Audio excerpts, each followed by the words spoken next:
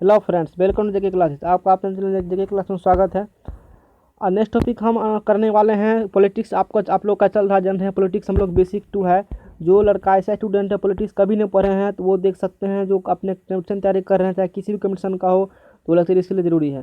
देखिए, अनुसूची शेड्यूल क्या होती है। अनुसूची मूल संविधान में आपको बताए थे, मूल संविधान जो आपका है उसमें 8 अनुसूची है, लेकिन वर्तमान में उसमें 4 अनुसूची को ऐड कर दिए हैं।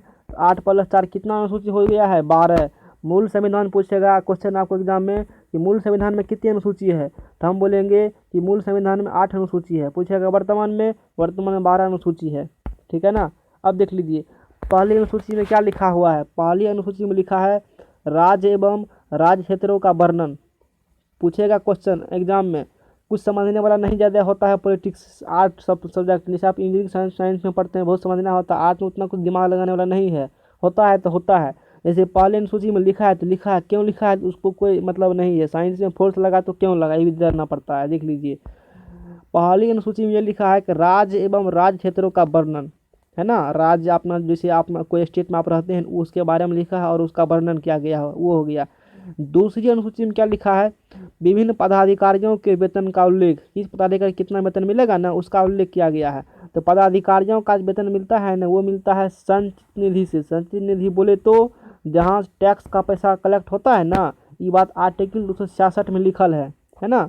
पदाधिकारियों का जो ऑफिसर सब है उसका वेतन दिया जाता है देश के संचित निधि से। टका दिया जाता है, जहाँ सब टका देश का जमा होता है वहाँ दिया जाएगा। ये बात लिखा है दूसरी अनुसूची में। अब तीसरी अनुसूची में क्या लिखा है, पदाधिकारियों की शपथ का उल्लेख। कैसे शपथ, इसके बारे में, शपथ के बारे में लिखा है। पदाधिकारियों की शपथ के बारे में लिखा है। किस में लिखा है भाई? तीसरी अनुसूची में लिखा है पदाधिकारियों के शपथ की उल्लेख। चौथी अनुसूची में क्या लिखा है, राज्यसभा की सीटों का बंटवारा।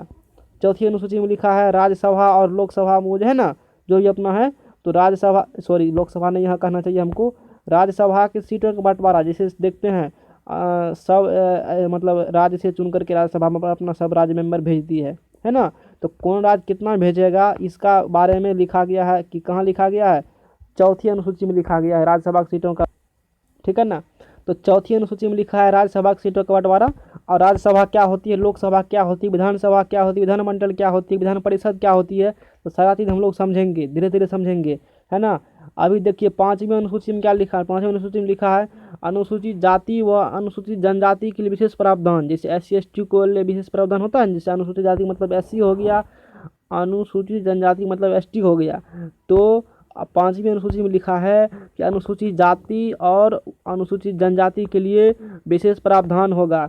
छठवीं अनुसूची में क्या लिखा है, छटनी राज्यों, यानी कि मतलब छटनी राज्यों को बोले तो क्या, समझ में नहीं आया, पूर्वोत्तर भारत के जो 4 राज्यों है ना उसके लिए विशेष प्रावधान है। पूर्वोत्तर भारत मतलब ईस्ट इंडिया जिसे कहते हैं ना, ईस्ट में जो है ना। इस प्रकार से अपना इंडिया है, इस प्रकार से कुछ देख सकते हैं, बताते हैं फिगर आपको। ऐसे है, इस प्रकार से ऐसे कुछ फिगर ने यहाँ पर जो राज्य है ना ईस्ट में पूरब की तरफ, है ना। मैप को है ना इस 4 भागों में बांटा गया। एक दिन आपको मैप लेकर आएंगे आपके लिए। ये ईस्ट होती है, इधर वेस्ट, इधर नॉर्थ, इधर साउथ, इधर पूर्वोत्तर राज्य होती है। पूर्वोत्तर में कौन कौन राज्य है, जैसे देख लीजिए। छठवीं अनुसूची में लिखा है कि छटनी राज्य यानी कि पूर्वोत्तर भारत का जो 4 राज्य है उसके लिए विशेष प्रावधान होगा। कौन कौन? मेघालय, मिजोरम, त्रिपुरा, असम। कैसे याद रखेंगे सर? ममता से MM, ममता बनर्जी है ना, अभी क्या है पता चल गया होगा आपको। ममता जैसे MMTA, M से मेघालय, M से फिर मिजोरम, T से त्रिपुरा, A से असम। इसके लिए विशेष प्रावधान, ये बात किस अनुसूची में लिखा है? छठवीं अनुसूची में लिखा है। इसके लिए मेघालय, मिजोरम, त्रिपुरा, असम के विशेष प्रावधान होगा। सातवीं अनुसूची में क्या लिखा हुआ है? सातवीं अनुसूची में लिखा है शक्तियों का बंटवारा। केंद्र और राज्य के बीच में केंद्र के पास क्या शक्ति होगा, राज्य के पास क्या शक्ति होगा, ये बात कहाँ लिखा है? सातवीं अनुसूची में। देखिए इसमें एक चीज़ समझाएंगे आपको। जैसे देख लीजिए, एक होता है संघ सूची, एक होता है राज्य सूची, एक होता है समवर्ती सूची।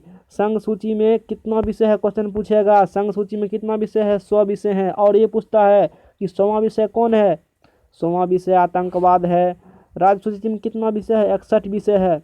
समवर्ती सूची में कितना विषय है? 52 विषय है। अब एक क्वेश्चन यहाँ से जान लीजिए, जो संघ सूची में आता है, जो संघ सूची में आएगा उस पर केंद्र बनाएगा शासन। जो राज्य सूची के अंतर्गत जो भी आता है उस पर राज्य बनाएगा शासन। जो समर्थित सूची में आएगा दोनों मिलकर शासन बनाता है। नियम कानून मतलब शासन का मतलब नियम बनाएगा। जो इसमें आता है संघ में उसमें केंद्र मतलब उस पर जो संघ सूची में लिखा हुआ है ना उस पर सिर्फ केंद्र बनाएगा कानून। जो राज्य में लिखा है राज्य सूची में उस पर सिर्फ राज्य बनाएगा कानून।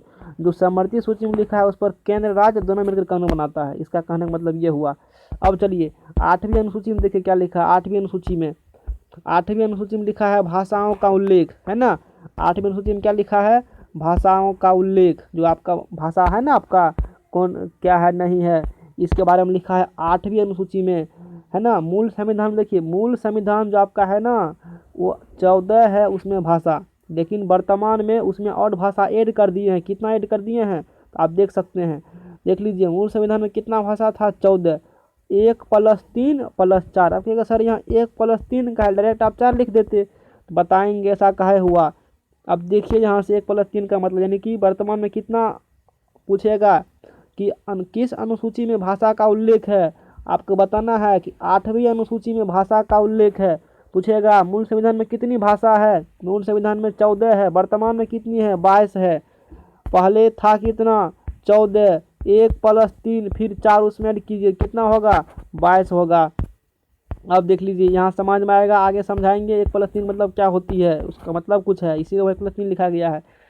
14 तो समझ गए मूल संविधान में है। तो आपको उससे क्वेश्चन नहीं पूछता है, पूछेगा ये जो बाद में ऐड किया गया उससे पूछेगा कौन ऐड किया गया, किस संविधान संशोधन में ऐड किया गया, ये पूछता है क्वेश्चन।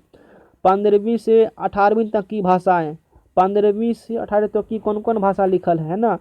14 तक तो वो पूछेगा नहीं क्वेश्चन एग्जाम में, जो पूछेगा बताएंगे। 15 से लेकर 18 तक में क्या क्या भाषा लिखा हुआ है देखिए, ठीक याद रखना है। 15 में है 15वां भाषा है सिंधी, 16वां है मणिपुरी, 17वीं है नेपाली, 18वीं है कोकरी, है ना। वो आपको याद रखना है। कैसे याद रहेगा, ट्रिक क्या है, सीमा ने कोकपिया, सीमा सिंधी, उसके बाद ने सीमा हो गया सिंधी, उसके बाद क्या है, सॉरी गलती कर दिए, सी से सिंधी, म से मणिपुरी, है ना, फिर नौ से नेपाली, कोक से कोकरी, ऐसे याद रखिए आप, ठीक है ना। तो ये ट्रिक रखिए याद, आपको ट्रिक से पता चल जाएगा कि ये जो 15वीं से लेकर 18 तक कौन कौन भाषाएं हैं। सिंधी 15वीं सिंधी है, 16वीं मणिपुरी है, 17वीं नेपाली है, 18वीं कोकरी है। और इसको देखिए 15वीं जो सिंधी है ना, इसको 1967 में 21वीं संविधान संशोधन 1967 में 21वीं संविधान संशोधन हुआ था। इसके द्वारा 15वीं जो भाषा है सिंधी, इसको संविधान में ऐड किया गया। और 16वीं मणिपुरी, 17वीं नेपाली, 18वीं कोकरी भाषा को 1992 में 71वें संविधान संशोधन के द्वारा ऐड किया गया। इसीलिए वहाँ पर जो हम लिखे थे 1 + 3, 1 में आ गया 15वीं सिंधी और 3 में 16वीं, 17वीं, 18वीं, तीनों को एक ही बार ऐड किया गया। जो तीनों भाषा है ना, मणिपुरी, नेपाली, कोकरी, तीनों को एक ही बार ऐड किया गया था 1992 में 71वें संविधान संशोधन के थ्रू। आशा है कि ये समझ में आया होगा। 1 + 3 मतलब 18 यहाँ कैसे हुआ। आप देखिए उसके बाद 4 भाषा और ऐड किया गया था, वो देख लीजिए, वो भी है 19वीं से 22वीं तक की भाषाएं। ठीक है, बूढ़ी, डोगरी, मेथिसी, ठीक है, बूढ़ी से बोडो, डोगरी से डोगरी, मेथी से मैथिली, सी से संथाली। ये कब किया गया ये, 2003 में 92 संविधान संशोधन द्वारा, है ना। 2003 में 92 संविधान संशोधन द्वारा बोडो, डोगरी, मैथिली और संथाली भाषा को संविधान में ऐड किया गया। इसलिए वहाँ पर क्या लिखा था, 4 लिखा था। ये चारों के साथ ऐड किया गया था। आप देख लीजिए 9वीं अनुसूची में क्या लिखा है। 9वीं अनुसूची में लिखा है भूमि सुधार अधिनियम, प्रथम संविधान संशोधन 1951 के द्वारा इसे जोड़ा गया। जो भूमि सुधार अधिनियम होता है इसे प्रथम संविधान संशोधन 1951 के द्वारा इसे जोड़ा गया। फर्स्ट बार संविधान संशोधन जो हुआ था 1951 में, इसके द्वारा भूमि सुधार अधिनियम जोड़ा गया। क्योंकि वर्तमान में अनुसूची कितना था, वर्तमान में अनुसूची बताइए कितना था। शुरू में लिखाए हैं, शुरू में बताए हैं अभी, देख लीजिए। वर्तमान मूल संविधान में 8 अनुसूची था, बाद में कितना हुआ, 12 हुआ। तो 8 तक तो आप पढ़ लिए हैं। 8 के बाद अब जो भी होगा तो उसमें संशोधन या ऐड करने के बाद है ना कुछ आएगा। तो नमा से ऐड करना हम लोग शुरू कर दिए। नमा में क्या ऐड किए, नमा में किए भूमि सुधार अधिनियम, प्रथम संविधान संशोधन 1951 के द्वारा इसे जोड़ा गया। अब चलिए अब आगे चलते हैं। नामा के बाद 10वीं अनुसूची में क्या है, 10वीं अनुसूची में दल बदल संबंधी अधिनियम, दल बदल संबंधी अधिनियम 52वें संविधान संशोधन 1985 में से जोड़ा गया। मतलब एक नेता जब दूसरे दल में जाकर के मिल जाता है ना, उसका भी कुछ नियम कानून है ना, उसको हम चर्चा डिटेल से आगे करेंगे हम। तो उसमें भी कौन दल बदलेगा नहीं बदलेगा, क्या है कंडीशन नहीं है, दल बदलेगा तो क्या होगा, ये सब भी इसमें कुछ नियम कानून है। तो ये बात 10वीं अनुसूची में लिखा है। कब इसको जोड़ा गया था, 52वें संविधान संशोधन 1985 में इसे जोड़ा गया था। दल बदल संबंधी क्वेश्चन पूछेगा, दल बदल संबंधी अधिनियम किस अनुसूची में है, 10वीं अनुसूची में। और ये पूछेगा कि ये किस संविधान संशोधन के द्वारा जोड़ा गया, 52वें संविधान संशोधन के द्वारा इसे जोड़ा गया था। उसके बाद देखिए 11वीं अनुसूची में क्या लिखा है, पंचायती राज अधिनियम। 11वीं अनुसूची में क्या लिखा है, पंचायती राज अधिनियम के बारे में लिखा गया 11वीं अनुसूची में। इसमें और बात देख लीजिए, 73वें संविधान संशोधन 1992 में इसे जोड़ा गया।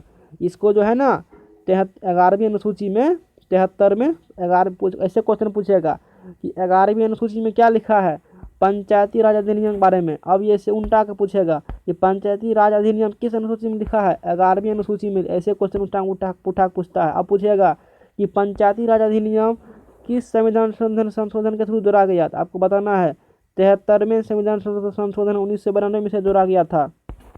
अब चलिए, और उसमें कितना विषय है, 29 विषय है। पंचायती राज अधिनियम में 29 विषय है, वो ध्यान रखना आपको है। उसके बाद देख लीजिए 12वीं अनुसूची में क्या लिखा है, शहरी निकाय संबंधी अधिनियम। ये बात लिखा है 12वीं अनुसूची में। पूछेगा क्वेश्चन है, किसे पूछेगा कि शहरी निकाय संबंधी किस अनुसूची में लिखा हुआ है, तो 12वीं अनुसूची में लिखा है। अब पूछेगा कि 12वीं अनुसूची कब जोड़ा गया, जो 74वां संविधान संशोधन 1992 में जोड़ा गया था। लागू कब किया गया, 1993 में। कितना विषय है, 18 विषय है। और इससे जो इसके बाद जो लेक्चर आएगा उसमें हम लोग प्रेम्बल पढ़ेंगे, प्रस्तावना पढ़ेंगे। वो लेक्चर जरूर देखिएगा, बहुत इंपॉर्टेंट है ना। क्या क्या उसमें था प्रस्तावना में, कितना बार संशोधन अभी तक हुआ, बहुत कुछ देखने को मिलेगा। जो हम भारत के लोग आप सब दिन पढ़ते हैं उसका मतलब क्या होती है, ये चीज़ आपको जानना होगा। तो नेक्स्ट लेक्चर जरूर देखिएगा। आज लेक्चर में इतना ही है ना। यदि अभी तक जेके क्लासेस को सब्सक्राइब नहीं किए हैं तो चैनल को सब्सक्राइब कर लीजिए, वीडियो को लाइक कीजिए, है ना, फ्रेंड्स के साथ शेयर कीजिए। Thank you so much for this session.